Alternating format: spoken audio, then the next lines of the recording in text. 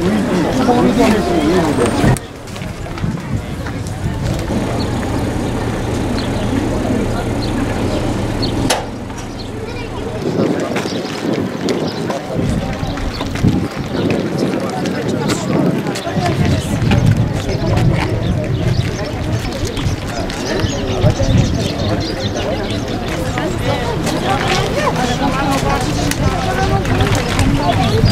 geçti sınav. LGS sınavına girdik. Lise geçiş sınavı.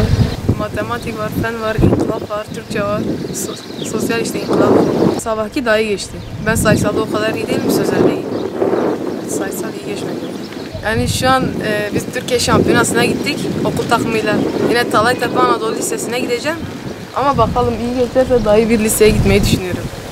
Sınav normalde pek de güzel geçmedi.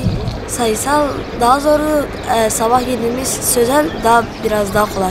Dershane gitmedim ama evde çalıştım. LGS öğrencisiyim. Az önce LGS'den çıktım. Birinci oturum güzeldi ama Türkçe çok uzun ve zordu.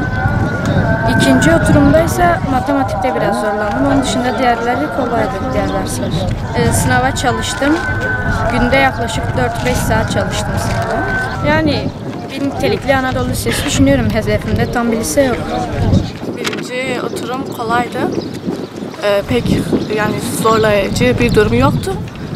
İkinci oturumda ise biraz zorlandım fenden. Matematikte biraz zorlayıcıydı. Ama genellikle yani genellikle kolaydı. Güzel geçti. LGS'ye çalıştım. Mesela günde toplamda 10 test falan çözdüm. Deneme. Toplamda herkesin LGS çalıştığı gibi çözdüm. Notlarım da yüksekti. İnşallah herkes istediği gibi alır. 8. sınıfıma gidiyorum.